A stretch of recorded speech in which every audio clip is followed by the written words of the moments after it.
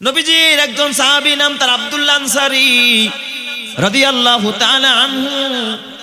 কেমন নবী ভক্ত ছিলেন, কেমন আল্লাহর প্রতি তার অনুরাগ ছিল। হযরত আব্দুল্লাহ আনসারী রাদিয়াল্লাহু তাআলা আনহু নামাজের পর সব সময় নামাজ পড়ে, কিন্তু নামাজ পড়ে পিছনের কাতারে, আসে সবার পরে, যায় সবার আগে। এটা কিন্তু মুনাফিকের খাসলাত। এটা কার খাসলাত? মুনাফিক। কিন্তু সাহাবী তো কোনোদিন মুনাফিক হইতে পারে না। সাহাবায়ে কেরাম নবীর কাছে গিয়া বিচার দিল, ইয়া রাসূলুল্লাহ, ইয়া হাবিবাল্লাহ, আপনার আব্দুল্লাহ আনসারী আসে সবার আগে, যায় সবার, আসে সবার পরে, যায় সবার আগে, পিছনে আইসা সালাম ফিরাইতে দেরি, দৌড়ায় দেখে আবার চলে যায়। আপনার সাহাবী কি মুনাফিক হয়ে গেল কিনা? নবী আমার ডাক দিয়া কয়, ও সাহাবীরা, দূর থেকে কোনো ধারণা করা যাবে না। আমি আমার সাহাবীর বাড়িতে যাব, বাড়িতে গিয়া দেখবো আমার সাহাবী কেন এই কাম করে, এরপরে সিদ্ধান্ত নিব সে মুনাফিক হইছে কিনা। নবীজি আমার সাহাবীদেরকে নিয়ে যখন রওনা করলেন আব্দুল্লাহ আনসারীর বাড়িতে, সকালবেলা নবীজি ফজরের পর বাসায় গেলেন। বাসায় গিয়া নবীজি প্রথম সালাম দিলেন, ডাক দিলেন, আব্দুল্লাহ আনসারী ঘরে আসুনি। কোনো জবাব নাই, কোনো সাড়া নাই, ঘরের দরজা খুলে না। নবীজি আওয়াজ দিছেন, দ্বিতীয়বার নবীজি আবার আওয়াজ দিলেন, আব্দুল্লাহ আনসারী ঘরে আসুনি। কোনো জবাব নাই, কোনো আওয়াজ নাই। তৃতীয়বার নবীজি যখন ডাক দিলেন, অনেকক্ষণ পরে ভিতর থেকে বলছে, লাব্বাইক ওয়া সাদাইক ফিদাকা আবি ওয়া উম্মি ইয়া রাসূলুল্লাহ, আমি আব্দুল্লাহ হাজির। জোরে কোন সুবহানাল্লাহ। নবীজি আমার ডাক দিয়া কয়, আরে আব্দুল্লাহ, আমি তো আরো আগে আসলাম, এতক্ষণ পরে কেন ডাকে সাড়া দিলা? এতক্ষণ তুমি কি করেছো, কোথায় ছিলা? তোমার কাছে আমি জানতে চাই। আমার সাহাবীরা নামাজে যায় আগে, আসে সবার পরে, কিন্তু তুমি যাও সবার শেষে, আসো সবার আগে, কারণটা কি? তোমার কি হালাত আমাকে একটু খুলে বলো। নবীজি জিজ্ঞেস করতে দেরি আব্দুল্লাহ আনসারীর চোখ দিয়া পানির ফোঁটা গড়াইতে দেরি নাই। আল্লাহর নবী ডাক দিয়া বলেন, মা ইউবকিকা, ও সাহাবী, কোন জিনিস তোমারে কাঁদায়, তুমি কাঁদো কেন? সাহাবী ডাক দিয়া বলেন, ইয়া রাসূলুল্লাহ, ইয়া হাবিবাল্লাহ, ওগো নবীজি, আমার পরিবারে আমরা 4 জন মানুষ, আমার 2টা ছোট ছোট বাচ্চা, আমার বিবি আর আমি। ইয়া রাসূলুল্লাহ, আমাদের 4 জনের পোশাক মাত্র একটা, আর বাকি কিছু আছে ছিঁড়া অর্ধেক, ছিঁড়া অর্ধেক, শরীরের অর্ধেক ঢাকা আর অর্ধেক খুলে যায়। ইয়া রাসূলুল্লাহ, নামাজের সময় তো 70টা ঢাকা নামাজ পড়তে হয়। আমি যখন মসজিদে যাই, আমি ওই চাদরটা পরি, ওইটা দিয়ে আমি নামাজ পড়ি। আমি যদি মসজিদে আপনার সাথে তাসবিহ পড়ি, অপেক্ষা করি, আমার বিবি কাপড় না থাকার কারণে, সতর না ঢাকার কারণে নামাজ পড়তে পারবে না। ঘরের ভিতরে একটা গর্ত বানায় দিছে, আমার বিবি ওখানে বসে থাকে। আমি আবার কাপড়টা খোলা বিবিরে দেই, আমি আবার সিরা কাপড়টা পরি। আমার বিবি যখন নামাজ পড়ে, এইভাবে আমরা পালা বদল করে নামাজ পড়ি। এ যুবক ভাই, আজকে তোমার কাপড়ের অভাব নাই, নামাজের ঘরের অভাব নাই, মসজিদের অভাব নাই, জায়গার অভাব নাই, কিন্তু তুমি নামাজ পড়ো না। সাহাবায়ে কেরাম এত কষ্ট করেছে, তারপরেও নামাজ ছাড়ে নাই। এই কথা বলার পর নবী আমার কাঁদতেছে, ডাক দেয়া, সাহাবীরা, ও সাহাবীরা, আমার আব্দুল্লাহর এত অভাব, কাপড় কেনার মতো টাকা নাই, কে আছো? আমার আব্দুল্লাহর জন্য 2 সেট পোশাকের ব্যবস্থা করে দেবা। হযরত ওসমান কয়, ইয়া রাসূলুল্লাহ, আমি ব্যবস্থা করে দেব। হযরত ওসমান কাপড় আনার জন্য গেলেন। কাপড় আইনা যখন ঘরের দরজায় দাঁড়াইলেন, ঘরের ভিতর থেকে দেখতেছে গুনগুন গুনগুন করে কান্নার আওয়াজ। কে যেন ঘরের ভিতরে বাচ্চাদের মতো কাঁদতেছে। নবীজি সাহাবীরা ডাক দিয়া বলে, ও আব্দুল্লাহ, তোমার ঘরে কে কাঁদে? ডাক দিয়া বলে, ইয়া রাসূলুল্লাহ, আপনি তো বলেছেন হারাম খাওয়া যাবে না, হারাম ভক্ষণকারীর দেহ জান্নাতে যাবে না। লা ইয়াদখুলুল জান্নাতা জাসাদুন গুজিয়া বিল হারাম, যেই দেহ হারাম খায়, এই দেহ জান্নাতে যাবে না। আমার বাড়ির পাশে ইহুদির একটা খেজুর গাছ আছে, খেজুর পাকছে, মাঝে মাঝে পাখিরা খেজুর খায়, 2-4টা খেজুর গাছের নিচে পড়ে। আমার ছেলে ছোট্ট 2টা বাচ্চা বুঝে না, ওরা গাছতলায় যায়, আমি তো পাহারা দিতে পারি না। আমার ছেলে গিয়ে ওখান থেকে খেজুর টোকায়, ঘরে খাবারের বড় অভাব, মাঝে মাঝে 2-4টা খেজুর সে খেয়ে ফেলে। ইয়া রাসূলুল্লাহ, আমি সাহাবী হইয়া আমার ছেলে হারাম খাবে, আরেকজনের গাছের খেজুর খাবে, এটা আমি বরদাস্ত করতে পারি নাই। তাই আমার ছোট্ট বাচ্চা 2টাকে ঘরের মধ্যে খুঁটির সাথে বেঁধে রেখেছি। ইয়া রাসূলুল্লাহ, আমার ছেলেরা কাঁদতেছে, বাচ্চা 2টা কাঁদতেছে। নবী আমার, ওয়া আইনাহু তাজরিফান, আল্লাহর নবীর চোখ দিয়া পানি বের হয়ে যায়। নবী ডাক দিয়া কয়, সাহাবীরা, কে আছো? আমার আব্দুল্লাহ আনসারীর জন্য, তার বাচ্চাদের জন্য খেজুর গাছ 2টা কোরাই করে তুমি দান করে দিবা।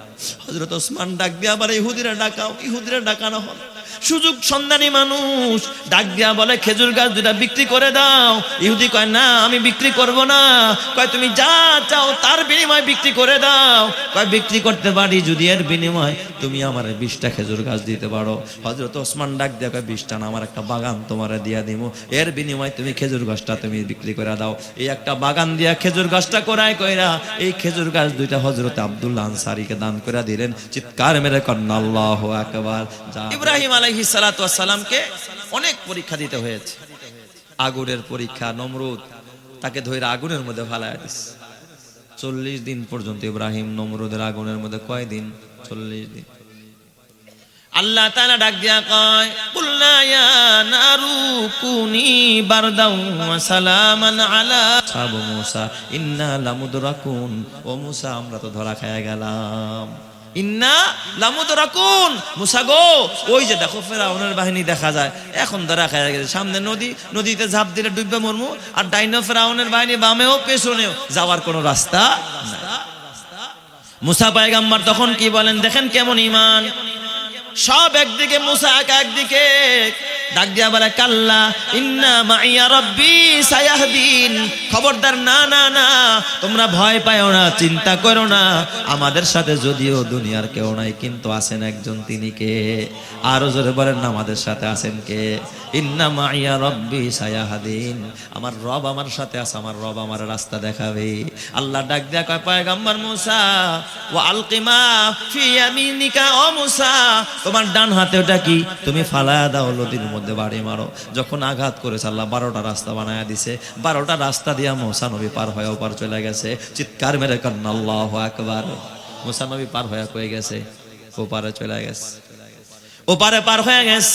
ফেরাউনের বাহিনী ওই রাস্তা দিয়া যখন ঢুকে, ওরা ঢুকার পরে মাস পয়েন্টে যখন গেছে, আল্লাহ তাআলা ডাক দিয়া কয় পানি রে আগের মতো হয়ে যা। পানির মধ্যে আল্লাহ তাআলা ফেরাউনের বাহিনীকে ডুবায়া মেরা ফেলাইছে। মূসা নবী এই দৃশ্য দেখে বেজান না খুশি হয়ে গেছে। আল্লাহর ডাক দেখ, আল্লাহ তুমি এত পারো আমি আগে জানতাম না। আল্লাহ তুমি পারো তবে জানি, কিন্তু এইভাবে যে পারো তা আমার জানা ছিল না। শুকরিয়া আদায় করছে। আল্লাহ 3 দিকের বিপদে তুমি মুহূর্তের মধ্যে শেষ করে দিলা। 3 দিকের শত্রু বাহিনীরে তুমি শেষ করে দিলা। আল্লাহ কম করে হলে তো তোমার শুকরিয়া আদায় করতে আমার 3 রাকাত নামাজ পড়া দরকার। মূসা কালিমুল্লাহ ওই জায়গার মধ্যে রবের শুকরিয়া আদায় করলেন, 3 রাকাত নামাজ পড়লেন। এই 3 রাকাত নামাজ আমার রবের বড় পছন্দ হয়েছে। আর ওই সময়টা ছিল বেলা ডুবার সময়, ওই সময়টা ছিল সন্ধ্যার সময়। আমার আল্লাহ রব্বুল আলামিন 3 রাকাত নামাজ উম্মতে মুহাম্মাদের জন্য ফরজ করে দিয়েছে। চিৎকার মেরে কন্না আল্লাহু আকবার। আরো জোরে বলেন আল্লাহু আকবার। এ আমার বাবা, বাকি রইল এশার নামাজ। জোরে কোন নামাজ? এশার নামাজ। আমার রব্বুল আলামিন এই এশার নামাজ কেন ফরজ করলেন? এটা কেন 4 রাকাত করলেন?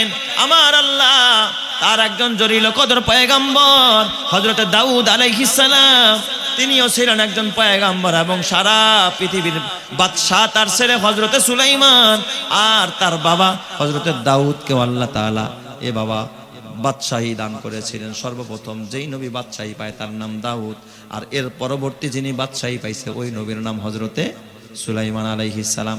বাবাও ছিলেন বাদশাহ, ছেলেও ছিলেন বাদশাহ। জোরে কোন সুবহানাল্লাহ। এই দাউদ আলাইহিস সালাতু ওয়াস সালাম, ওনার কাছে একে একে 3টা 4টা বিচার আসলো।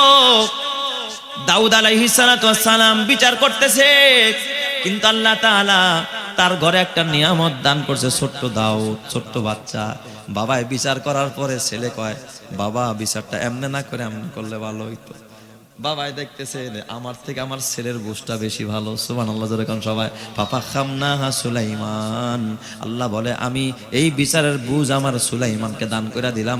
ছোট্ট মানুষ কিন্তু তাকে আমি বড় আকলমান বানায়া দিছি। চিৎকার মেরে কন আল্লাহু আকবার। সবগুলোর ফায়সালা হযরত সুলাইমান আল্লাহ তাআলা বুঝ দিয়া দিয়েছে। হযরত সুলাইমান পয়গম্বর যখন বিচারের একটা সিদ্ধান্ত বাবারে বুঝায় দিল, বাবা শুকরিয়া আদায় করতে গিয়া, আর এই সময়টা ছিল রাতের বেলা, সুলাইমান আলাইহিস সালাম, দাউদ আলাইহিস সালাম তখন 4 রাকাত নামাজ পড়লেন। আল্লাহ তাআলা উম্মতে মুহাম্মাদের জন্য এই নামাজটাকে পছন্দ করেছে। ওই সময় মানুষ যখন কোনো নিয়ামত পায়, নিয়ামত পেয়ে যখন শুকরিয়া আদায় করে আল্লাহ খুশি হয়ে যায়। ওই নামাজটাকে আল্লাহ তাআলা উম্মতে মুহাম্মাদের জন্য ফরজ করে দিয়েছে। চিৎকার মেরে কন্না আল্লাহু আকবার। তাই আমরা নামাজ পড়ি কয় ওয়াক্ত? জোরে কোন কয় ওয়াক্ত? ফজর, জোহর, আসর, মাগরিব, ইশা। এই জন্য ফজরে 2 রাকাত, জোহরে 4 রাকাত, আসরে 4 রাকাত, মাগরিবে 3 রাকাত, এশাতে 4 রাকাত। এ আমার বাবা, হাতে পায়ে ধরে বলি, আজকে আমরা এই নামাজ পড়তে চাই না। নামাজে গেলে বের হওয়ার লিগা পাগল হয়ে যায়, কতক্ষণ মসজিদ থেকে বের হবে, আসে না নাই। অথচ আল্লাহর নবীর একজন সাহাবীর কথা বলে শেষ করবো রে বাবা।